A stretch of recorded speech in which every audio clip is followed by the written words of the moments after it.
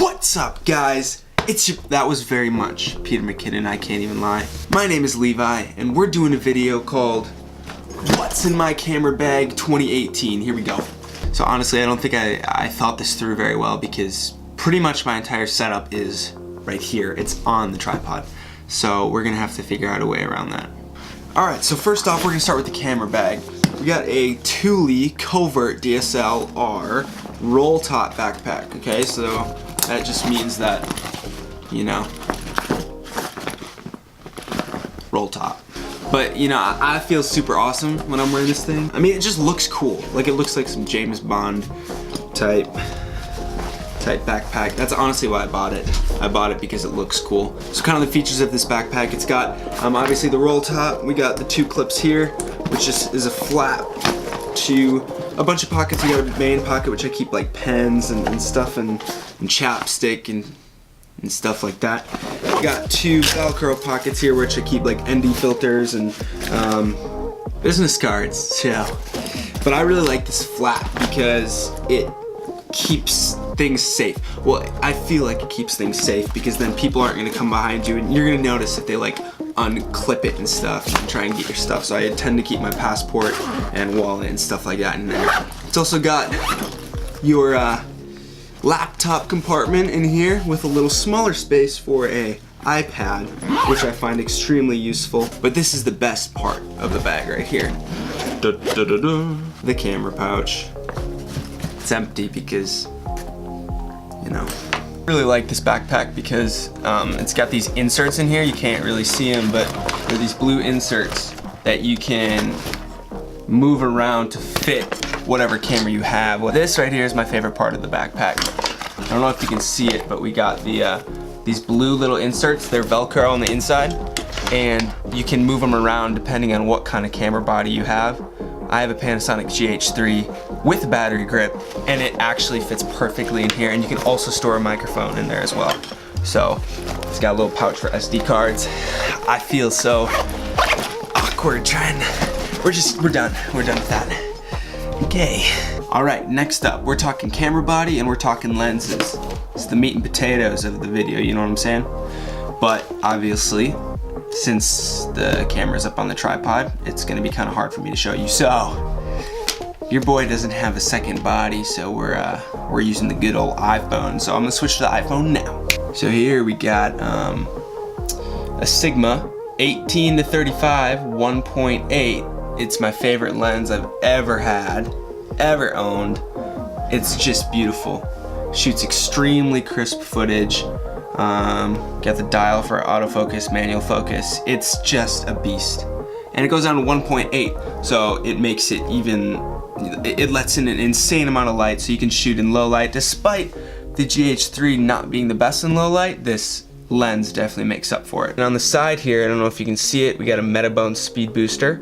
That's the adapter from this Micro Four Thirds system, being able to fit this full frame lens, and it's a Metabone speed booster 0.64 XL. It's incredible. It actually, if I'm not mistaken, reduces it a full stop, so you can actually get even more light. So the 1.8 technically should turn into a 0.8, but don't quote me on that. I'm not confident. Out here is the Takstar, and then a bunch of letters. I actually think that this is a Chinese microphone, but I'll tell you what, I've had that thing for almost 3 years now, only one, and I've seen mic tests with this and then the Rode mic, and I can't tell the difference, I'm gonna be honest. So I'm gonna be sticking with this until, shoot, something convinces me otherwise. And of course, we have the body. We've got a Panasonic Lumix GH3. Okay, I bought this back in 2015 and shoots 1080p, 60 frames per second, and then you can go all the way down to 24 frames. It doesn't shoot 4K, 2.7K. We're stuck at 1080, so that's why I'm trying to get an upgrade, but it gets the job done. And just so you guys know, down below I'm gonna be linking all of these things that I'm talking about in the description, so be sure to check those out and purchase them if you so desire. Next up, we got my second lens. That's not entirely true. Hold on. Oh, baby. Woo, yeah. It's Lumix 14-42 zoom lens. There's nothing special about this thing. I got rid of this thing as soon as it was possible. We're done. We got the Rokinon 12mm. I literally got this thing about 2 weeks ago, and it's easily become one of my favorite lenses. I actually bought it specifically for real estate videography, and that's what I'm trying to get into now. It actually shoots extremely wide, but the problem with most of these types of lenses is that when you shoot that wide, you start to get some distortion on straight lines on the edges, but this one does not do that. This is actually one of my favorite lenses. It actually is used for astrophotography and videography. Nobody does. Ooh. Lets in a ton of light. I think it's a 2.0. Yeah, it's a 2.0 manual. Guys, I love it. It was like 250 bucks. I highly suggest this to anybody who's trying to do real estate videography or just trying to get some wide landscape shots. Love it. And now, the exciting stuff. We got a DJI Mavic Pro. Okay, this thing came about less than a week ago in the mail. I finally was able to order it. I've been wanting a drone for a really long time, and the DJI Mavic Air just came out, but I wasn't convinced. I wasn't convinced by it. I just know too many people who swear by the Mavic Pro, and this DJI Mavic Air, it just seemed a little too small to the point where it really looked like a toy, and this thing still has that professional type build and whatever, to where I'm not gonna lie, I like the way it looks better than the Air. That's why I bought it. So here, I'm gonna fold this thing out for your viewing pleasure. I've used it here in Minnesota every day for the last week, and I know probably not the smartest. I think DJI, it's so hard to say. DJI recommends 32 degrees Fahrenheit up to like 80 something, but it's been below zero almost every day here in Minnesota, and I must say, it's been a champ. I only get about 15 minutes of flight time, but you gotta make the best of it. But I love this thing. Got the controller as well. I have had no issues with it whatsoever. Even in this insane cold, it remains like extremely stable despite the Arctic temperatures and bitter wind and all that stuff.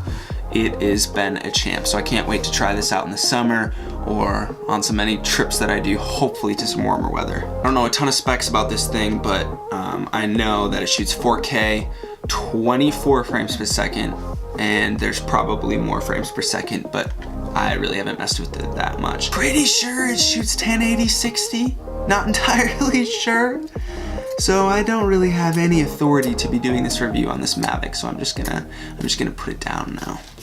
My choice for stabilization is the GlideCam HT. You kidding me? Okay, I'm really struggling with this thing. It's the GlideCam HD 2000. This thing is a beast. It's rugged. It's all manual. You don't have to worry about batteries dying or charging things or really anything. I love this thing. I've had this thing for about 2.5 years. It's been in the mountains of Nepal. It's been in the streets of Amsterdam getting rained on. It's been in the Philippines in the hot, muggy weather, and it's got a little bit of rust on it and these like, whatever, these gears and whatnot and tuning knobs and stuff, but it's been absolutely incredible, and it's really upped my production value for sure. And it was only like at the time, I think $300 investment, and I must say, completely worth it. Hopefully I'll be able to upgrade to something, maybe a better GlideCam or a Ronin or something in the future, but this thing gets the job done. Sometimes I feel like this thing's a bazooka. On top of here, we got a quick release plate. I think it's like a, what the frick is this thing? Something 577 quick release plate. I had to put this on here because, why did I have to put this on here? Because I didn't want to screw right through the plate itself on this GlideCam. I wanted to have like a quick release thing so I wasn't having to like constantly unscrew and screw and unscrew and screw when I'm on the set or doing something. So I just got this quick release plate. It makes it super easy to slide the camera on and off. This thing's awesome. Next we got a necessity. We got ND filters, okay? I'm not really sure what specific like tint these things are. I've got like a mildly tinted one, medium tinted one, and the one I usually use the most on super sunny days is this really dark one. Look at the difference it makes. Yeah. So if you're filming on a really sunny day and you still want that shallow depth of field, you just pop one of these suckers on and you can get that nice cinematic, blurred out bokeh goodness that you know everybody's going for. So highly suggest you pick some of these up. I got them on Amazon for like I think 15 bucks. Definitely not the best, but they've worked perfectly for what I'm using, run and gun around the world, and perfect. This right here is the battery grip that I was talking about, that I have for my Panasonic GH3. I bought it, it's actually not Panasonic's battery grip. It's a third party's battery grip, but I was reading reviews and they said that, I mean, this thing's like, I think close to 75 to like 100 bucks less than the actual original one. And people are saying that there's no actually issues with this thing. It seals correctly, all of those things. So I've loved it. It's worked great. It gives you that extra stability when you're holding on, and especially for me, cold weather, but also doubles your battery life. So how could you complain about that?